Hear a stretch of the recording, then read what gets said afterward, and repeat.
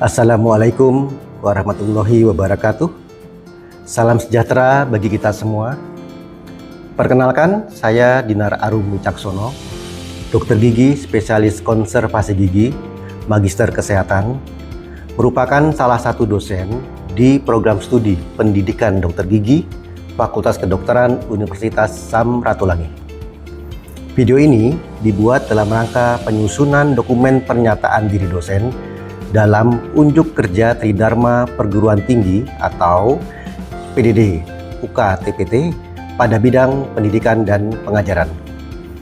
Dalam menyusun rencana pembelajaran, pembagian tugas dan tanggung jawab, pelaksanaan proses pembelajaran serta evaluasinya pada modul yang ada di program studi pendidikan dokter gigi dilakukan bersama-sama dengan dosen pengajar lainnya atau dikenal dengan istilah team teaching. Salah satu modul di mana saya menjadi salah satu pengajar di dalamnya yaitu adalah modul mahkota dan akar gigi, diberikan pada mahasiswa di semester 4 dengan bobot 4 SKS. Modul ini membahas mengenai diagnosis klinis dan cara penanganannya berupa tindakan preventif dan perbaikan atau kuratif pada suatu lesi jaringan keras gigi karena kasus karies ataupun sebab lainnya. Materi ini diberikan untuk membekali mahasiswa dengan pengetahuan dan keterampilan perawatan suatu kavitas gigi dengan tindakan tumpatan serta teknik perawatan sawan akar pada gigi permanen dan gigi susu. Adapun capaian pembelajaran atau CPL pada modul adalah sebagai berikut. 1. Menguasai dasar-dasar biomedik, ilmu kedokteran dasar, dan kedokteran gigi dasar dan klinis yang relevan. 2. Mampu memahami dan melakukan pemeriksaan stomatognati, mengenali manifestasi penyakit sistemik di rongga mulut, mengenali kelainan penyakit jaringan keras dan jaringan lunak rongga mulut, serta memahami, menguasai, dan menggunakan material kedokteran gigi sesuai dengan kebutuhan klinis dan standar profesi. 3. Memahami konsep manajemen dan tata laksana praktik kedokteran gigi yang menerapkan prinsip-prinsip kesehatan dan keselamatan kerja serta pengelolaan praktik yang ramah lingkungan. 4. Menginternalisasi diri, prinsip belajar sepanjang hayat, kewirausahaan, dan kerja tim interprofesi. Kemudian, CPMK atau capaian pembelajaran mata kuliah. 1. Mahasiswa memiliki pemahaman tentang pemeriksaan subjektif, pemeriksaan objektif, pemeriksaan sistem stomatognati, dan pemeriksaan penunjang untuk menegakkan diagnosis pada jaringan keras gigi karena karies ataupun sebab lainnya. 2. Mahasiswa memiliki pemahaman dan keterampilan dasar tentang tumpatan serta teknik perawatan pada gigi yang telah mengalami infeksi di area pulpa serta periapex maupun yang belum infeksi.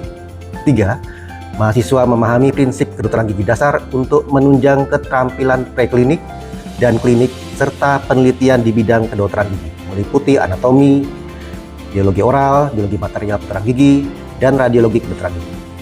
Sub CPMK merupakan kemampuan akhir tiap tahapan pembelajaran, yaitu 1. Mahasiswa mampu menjelaskan tentang karies gigi, langkah preventif hingga penanganannya.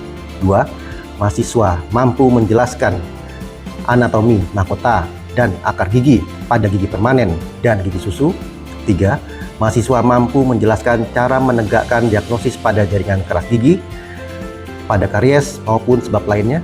4. Mahasiswa mampu menjelaskan penanganan suatu lesi pada jaringan keras gigi karena karies ataupun sebab lainnya. 5. Mahasiswa mampu menjelaskan penata laksanaan restorasi direk. 6. Mahasiswa mampu menjelaskan penata laksanaan perawatan pulpa vital dan non vital. Dalam memberikan perkuliahan pada mahasiswa, saya menerapkan sistem pembelajaran di IAE, yaitu Delivery, Interaction, dan Assessment.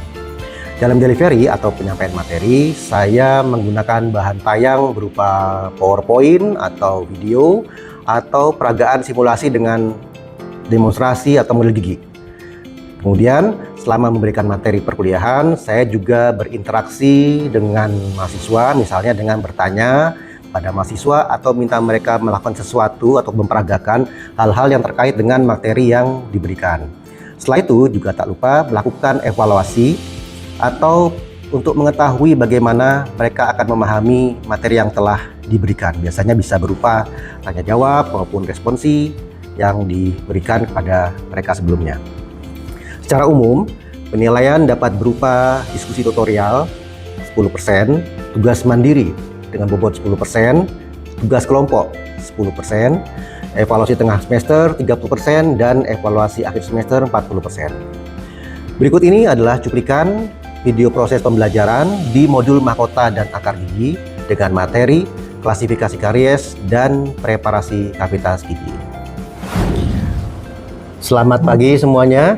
Selamat pagi, ya, pada hari ini adalah di modul mahkota dan akar gigi. Materi yang akan disampaikan hari ini adalah tentang klasifikasi karies, di mana nantinya sebagai seorang dokter gigi itu harus mengetahui kondisi karies, posisi karies, dan bagaimana cara untuk penanganannya. Nah, di sini kita lihat karies. Karies itu adalah suatu kerusakan pada lapisan gigi yang disebabkan oleh asam yang dihasilkan oleh bakteri di dalam mulut. Nah, karies ini bisa menyebabkan gigi berlubang. Nah, di sini adalah gambaran dari anatomi gigi. Nah, di sini tampak ada lapisan enamel, dentin, dan ruang pulpa. Saya gambarkan secara sekilas gambar gigi, area akar. Nah,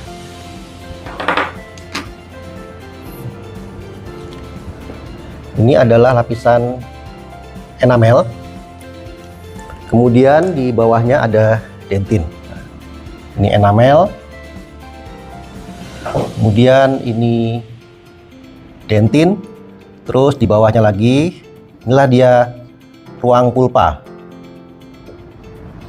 Nah, karies itu ada beberapa kedalaman yang bisa terjadi pada suatu gigi.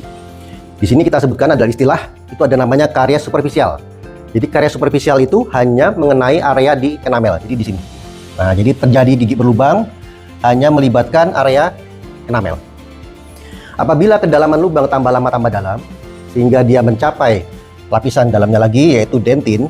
Nah, kedalaman lubang sampai di lapisan dentin, ini kariesnya masuk kategori media.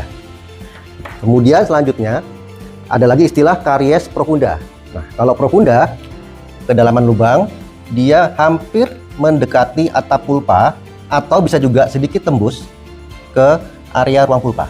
Ini disebut dengan karies kedalaman dia profunda. Nah, kedalaman tiap bagian ini harus diketahui oleh setiap dokter gigi karena terkait dengan rencana perawatan sama pembersihan pada saat akan melakukan tumpatan atau tambalan. Nah, kita akan mengenal, di sini ada klasifikasi karies berdasarkan Mr. Black. Yang pertama di sini adalah karies atau dengan kelas 1. Jadi kalau kelas 1 itu adalah lubang atau karies yang posisinya di area oklusal. Jadi dia posisinya di oklusal sini. Ya, di permukaan gigi di oklusal. Dari sini di oklusal. Terjadi pada gigi posterior, jadi gigi belakang ya. Dia posisinya ada di oklusal, yaitu di daerah belakang sini.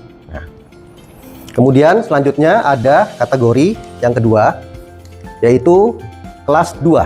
Nah, kalau kelas 2 itu dia sama seperti kelas 1 kavitasnya, hanya saja lubangnya sudah sampai di area proksimal, jadi bagian pinggirnya. Nah, saya ilustrasikan. Kalau dia kelas 1 itu hanya di sini. Nah, kemudian kalau untuk kelas 2,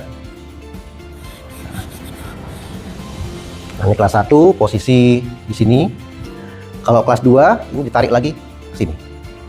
Jadi lubangnya sampai di area proksimal. Nah, ini karies klasifikasi kelas 2. Selanjutnya di sini ada kelas 2, tergantung posisi dari lubangnya. Kalau misalkan lubangnya itu di area oklusal dan di distal, maka disebut dengan karies oklusal distal. Kalau posisi di mesial, mesio oklusal, ya, tergantung posisi dari lubangnya.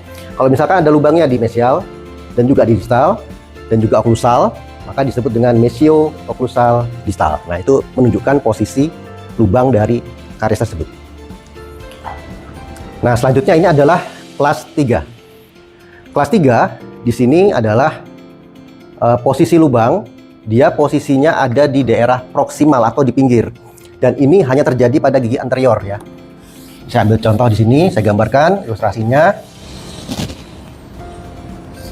Nah, ini gigi incisif Kemudian lubangnya itu ada di daerah proksimal di pinggir sini. Sini atau di sini. Namun perlu diperhatikan bahwa lubang ini tidak mengenai area insisal. Jadi dia hanya di proksimal dari sini sampai tengah-tengah sini, bisa tembus ke labial, bisa juga tembus ke palatal, tapi tidak mengenai daerah insisal. Nah, itu masuk kategori kelas 3. Selanjutnya adalah karies kelas 4. Kalau kelas 4 bedanya dengan kelas 3, kelas 4 itu dia kedalaman lubangnya dia sudah melibatkan area insisal. Nah, jadi ini kena yang insisalnya ini. Insisalnya kena. Nah, dia lubang posisi di sini. Nah, ini disebut dengan kelas 4. Daerah insisal kena, proksimalnya kena. Ini hanya terjadi pada gigi anterior saja. Selanjutnya ada lagi tambahan, yaitu kelas 5. Kalau kelas 5 ini posisi lubang dia dekat dengan gusi, dengan cervical. Jadi dia di sini. Nah, jadi dia hanya posisinya bisa di pinggir sini atau di sebelah sini juga bisa, tapi tidak melibatkan area insisal maupun proksimal, hanya posisi di sini. Ini disebut dengan kelas 5. Selain itu juga ada tambahan lagi, yaitu kelas 6. Nah, kalau kelas 6 itu seperti kelas 4 juga, hanya saja insisalnya sudah kena, jadi ini hilang semua. Nah, ini hilang semua, ini masuk kategori kelas 6. Nah, ini kelas 6, bisa dia hilang keseluruhan atau hilang sebagian besar. Nah, hilang sebagian besar. Nah, ini disebut dengan kelas 6. Ya, jadi dia lebih condong pada area insisal. Kalau lubangnya lebih cenderung ke arah sana, berarti dia kelas 4 ya. Bedakannya di situ. Nah, ini lingkasannya. Jadi kita ulangi lagi. Kalau kelas 1 itu adalah kavitas di posisi di mana? Oklusal dan di daerah posterior. Ya, posisi seperti ini. Oklusal di posterior. Sekarang kelas 2, posisi di mana? Di proksimal, daerah gigi posterior. Selanjutnya kelas 3. Kalau kelas 3 posisi di proksimal, gigi anterior. Ya. Kelas 4 posisi di lubangnya di proksimal, gigi anterior, tapi sudah mengenai insisal. Ya. Kalau kelas 5 di dekat cervical gusi. Ya, itu dia. Dan kelas 6 adalah insisal di gigi anterior. Ya. Oke, tadi kita sudah mengenal tentang posisi dari karies ya, kelas 1, 2, 3, 4, 5. Itu dipakai terus nanti sampai jadi dokter gigi. Selanjutnya kita akan belajar tentang preparasi kavitas. Jadi preparasi kavitas itu artinya gigi yang ada karies tadi itu harus dihilangkan. Jadi bukan berarti ada gigi lubang, pasien datang giginya lubang langsung diplok kasih tambalan, bukan. Jadi kariesnya itu mesti dihilangkan dulu, itu disebut dengan preparasi. Nah, atau lubangnya atau kariesnya dipreparasi, dihilangkan dengan menggunakan bur. Nah, ini mata burnya.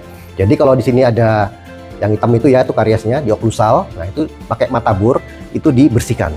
Jadi kita ngebor gigi itu bukan melebarkan lubang, enggak. Kadang mungkin ada pasien berpersepsi seperti itu. Kita jelaskan bahwa tujuan untuk ngebor ini adalah menghilangkan jaringan kariesnya sampai ketemu jaringan sehat. Nah, ini ilustrasinya menggunakan handpiece. Ini handpiece. Kemudian juga ada mata burnya. Nah, ini mata bur seperti ini. Ini dipasangkan ke handpiece, dipasang di sini. Pencet, klik, nah terpasang. Nah, inilah dia handpiece terpasang dengan mata burnya. Ya. Yang perlu diperhatikan dalam penggunaan mata bur, jangan sampai dia bur yang rusak digunakan. Jadi bur itu harus sentris seperti ini, lurus. Kalau misalkan dia gerak-gerak, itu akan merusak jaringan di sekitar gigi, ya. Dan juga pasien akan terasa sakit, ya. Jadi gunakan bur yang dia bisa berputar tepat pada sumbunya. Oke. Sekarang bagaimana cara memegang alat? Nah, di sini ada alat kaca mulut, ya. Kemudian ada sonde dan juga pinset. Di sini ada handpiece. Terus ada namanya lagi three-way searing. Nah, three-way searing. Kalau di praktikum pakai chip blower yang semua semprot itu ya. Nah, kalau di klinik nanti atau di praktek itu pakai nama chip blower. Chip blower pakai three-way searing. Three-way searing di situ ada 2 tombol nih, 1, 2. Tombol ini dia satu mengeluarkan air, yang satu lagi angin ya, atau udara. Ya. Sekarang cara menggunakan handpiece. Jadi pada saat menggunakan handpiece tidak boleh misalkan ya, ini ada gigi, kemudian ini handpiece, ada mata burnya. Kita meletakkan bur begini, itu tidak boleh ya, karena kecepatannya ini cepat sekali. Jadi kalau misalkan tanpa tumpuan dia bisa gerak sendiri. Nah, jadi harus ada tumpuan. Gunakan jari manis, letakkan di bagian yang keras di sini contohnya. Nah, letakkan di sini. Nah, jadi ada tumpuan jari untuk dia tinggal menggerakkan handpiece-nya. Ya. Nah, saya contohkan misalkan di sini, ini ilustrasi yang, nah ini tidak boleh ya. Jadi dia melayang. Kalau melayang seperti ini bisa bahaya. Ya. Jadi dia nanti, ini ambilkan contoh, ada manekin di sini. Saya ambil kaca mulut.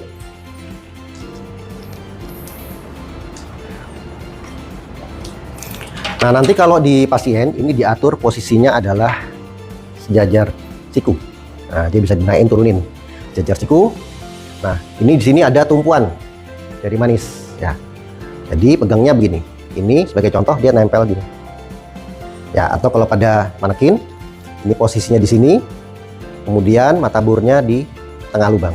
Nah, baru digerakkan ya. Jangan posisinya melayang seperti ini. Nah, ini nggak ada tumpuan, dia bisa bergerak sendiri mata burnya nanti. Kemudian bikin luka di lidah maupun di pipi. Ya. Jadi ditempel di sini. Kemudian baru digerakkan mata burnya. Nah, kalau ingin dikeringkan bisa menggunakan air ataupun angin, tinggal semprot di sini. Nah, itu semprot air dan angin menggunakan three-way searing.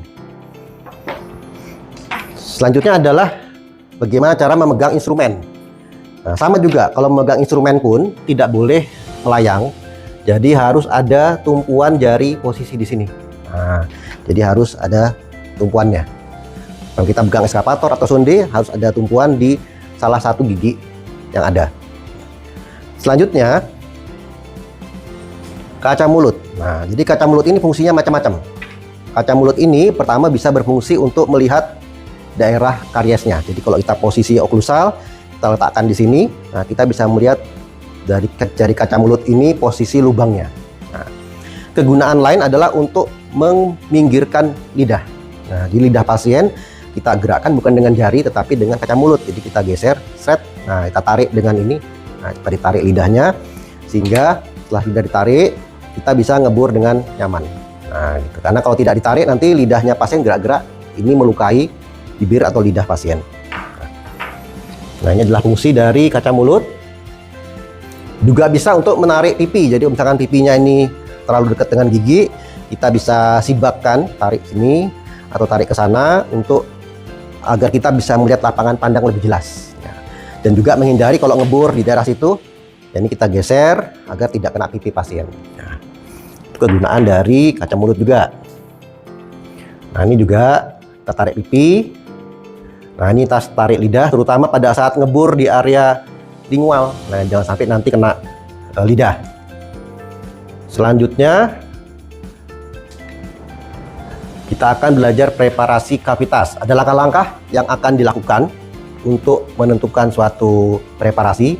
Jadi prinsipnya preparasi itu adalah menghilangkan jaringan yang sudah karies atau rusak ya. Dan sampai ketemu jaringan sehat. Di sini ada outline form, resistensi, retensi, confidence form, kemudian ada removal of caries, kemudian finishing serta toilet of cavity. Ini penjelasannya. Outline form. Jadi kita sebelum melakukan suatu preparasi atau membentuk kavitas di gigi itu harus sudah ada bayangan. Jadi bukan langsung main bur aja, enggak. Sebagai contoh misalkan kavitas kelas 1. Kalau kelas 1 umpama gigi molar ya. Nah, dikatakanlah gigi molar, mesial, sini distal. Terus dia ada kariesnya. Ini ada fisur-fisurnya, kariesnya di sini. Nah, karies di situ. Nah, yang dihilangkan karies ini, kita ada konsep kalau dia kelas 1 berarti nanti ada jaringan yang akan dihilangkan. Di sini ada fisur, berarti nanti bentuk dari desain preparasi kavitasnya adalah membentuk kelas 1 posisi di oklusal ya. Nanti begini.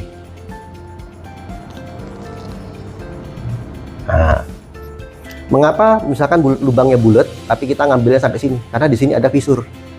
Biasanya kalau dia lubang di tengah, itu di fisur itu di sini itu ada kariesnya juga kecil-kecil. Nah, di sini ini ada karies kecil-kecil, makanya diambil daerah fisur. Jadi dibor, dibersihkan. Nah, ini bayangkan kita pada sebelum kerja di pasien itu kita membayangkan seolah-olah ada menggambar desain ini pada giginya. Nah, kalau di pasien ya, kalau di praktikum biasanya kemarin digambar dulu di giginya dengan menggunakan pulpen ya. Tapi kalau di pasien jangan menggambar dengan pulpen di giginya pasien ya. Jadi kita cuma hanya membayangkan saja. Itu disebut dengan outline, jadi bayangan dulu. Nah, selanjutnya adalah resisten. Resisten itu adalah suatu kavitas dikatakan baik, jadi lubang itu yang kita bor nanti dikatakan baik apabila sisa dari jaringan yang kita bersihkan itu masih cukup luas, masih cukup besar ya. Jangan sampai nanti misalkan lubangnya kecil kariesnya, terus ngeburnya sampai sebesar begini.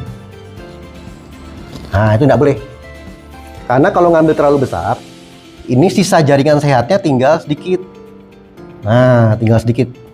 Kalau tinggal sedikit artinya gigi sehat hanya tinggal sedikit. Kemudian jaringan yang rusak atau tambalan dia sebesar ini pakai makan pecah ini. Nah, jadi pada saat reparasi ini tidak boleh terlalu lebar. Ambil secukupnya saja sesuai dengan bentuk dari kariesnya. Itu disebut dengan resisten. Kemudian retensi. Retensi itu adalah suatu upaya agar nantinya tumpatan yang kita letakkan di sini, tambalannya di sini, jangan sampai dia mudah lepas. Jadi jangan sampai ditaruh, pasien pulang pakai makan lepas tambalannya. Nah, berarti ada salah dalam desainnya. Desain itu terkait dengan bahan tumpatan yang kita gunakan. Sebagai contoh misalkan, kalau tumpatannya bahan komposit, berarti harus ada ETSA, kemudian bonding komposit. Kalau dia GIC, tidak perlu ETSA, karena dia perlekatan secara kimiawi. Itu tergantung dengan bahan yang kita gunakan. Selanjutnya adalah lapang pandang. Lapang pandang itu maksudnya kita harus bisa melihat lubang itu dengan jelas. Sebagai contoh misalkan giginya, gigi molar.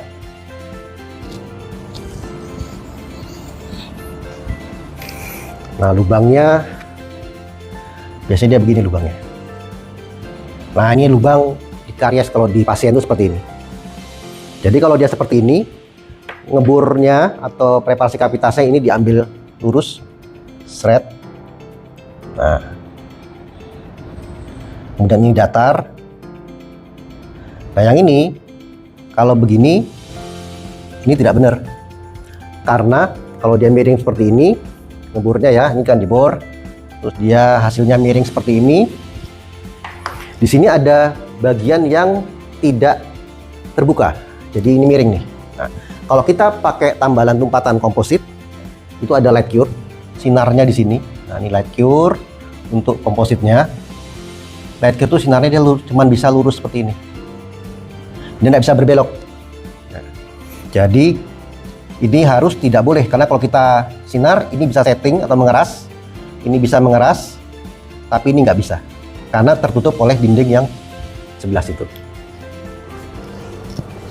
Jadi ini harus dihilangkan. Nah, set supaya dia bisa kena sinar light cure. Oke, ini adalah lapang pandang. Jadi kita harus bisa melihat sampai ke dasar sini. Ya. Selanjutnya adalah penghilangan karies. Jadi pastikan bahwa tidak dijadikan karies di dalam situ. Kemudian finishing. Finishing itu berarti kalau sudah dibor dan dibersihkan, biasanya di sini ada debris. Nah, debris itu harus dibuang. Nah, gitu. Dibuang, dibersihkan. Setelah itu baru boleh giginya dilakukan tumpatan. Ya. Mungkin ada yang mau ditanyakan dari materi tadi yang sebentar. Silakan. Ya, silakan. Untuk tumpatan sendiri, apa yang membuat terjadinya kegagalan dalam tumpatan itu bisa terlepas dan mungkin bisa diantisipasi pada saat masih proses penata-laksanaan? Ya, jadi ini adalah tentang pertanyaan bagaimana caranya agar tumpatan itu awet gitu ya, tumpatan komposit. Nah, Jadi kalau menumpat komposit, pertama kita ikuti prosedurnya. Pertama komposit itu tidak boleh kena air. Jadi area kerja harus kering. Bisa diblokir dengan menggunakan cotton roll atau rubber dam juga bisa. Intinya tidak boleh ada saliva atau cairan yang masuk ke dalam lubang.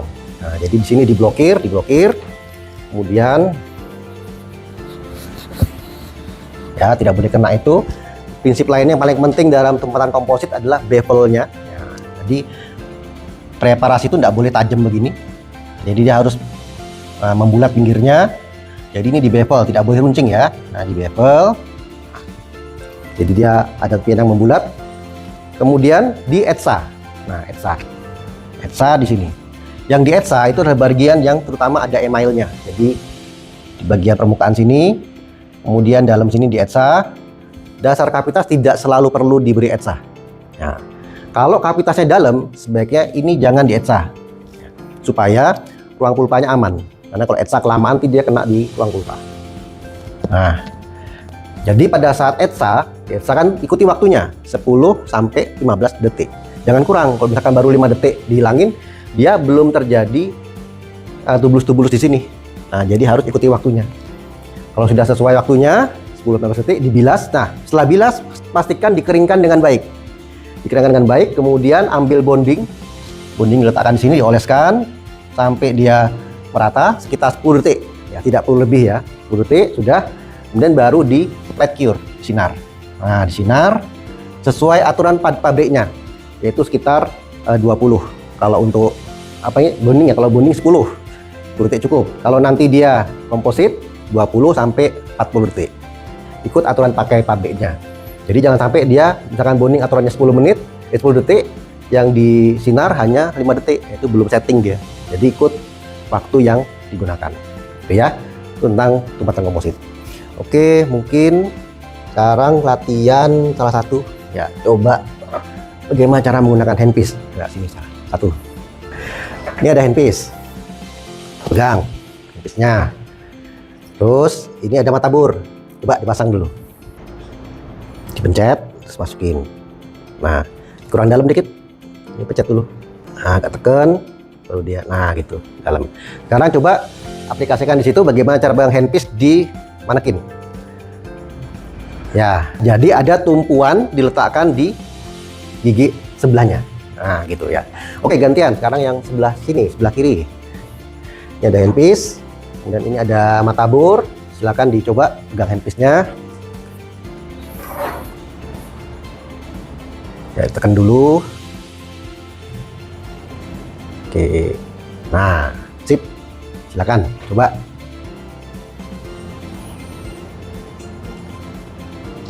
Nah, ya, jadi ada tumpuan di gigi sebelahnya, yaitu menggunakan jari manis. Oke, sip, bagus, mantap. Nanti tinggal dipraktekkan baik di praktikum maupun di pasien untuk cara-cara melakukan preparasi kavitas tadi itu. Ya, mungkin ada lagi yang mau ditanyakan, silakan. Dari percobaan tadi, ya silakan. Dokter, terkait pada saat melakukan preparasi tadi kan harus ada tumpuan di gigi sebelah. Ya. Kalau misalkan tidak ada gigi yang bisa dijangkau, apakah boleh diletakkan di kursi, dok? Ya. Jadi ada pertanyaan, kalau misalkan gigi sebelahnya kosong tuh, hilang gitu ya, udah dicabut atau rusak ya. Jadi tumpuannya, kalau misalkan gigi di depannya atau sebelahnya itu kosong, tumpuannya adalah menggunakan gusi. Nah, tapi gusi yang didukung oleh tulang. Jadi bukan gusi yang di dasar sini. Kalau gusi dasar sini dia gerak-gerak. Nah, jadi gusi yang stabil, posisinya dia ada sini. Nah, di gusi yang didukung oleh tulang alveolar. Jangan gusi yang di bawah sini, ini goyang soalnya ya.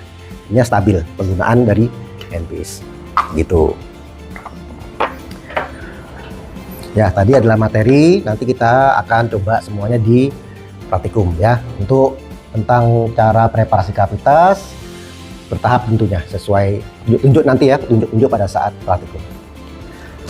Baiklah, cukup sampai di sini dulu kuliahnya, nanti kita lanjutkan lain waktu ya, di kesempatan yang lain. Saya ucapkan terima kasih untuk kuliah hari ini.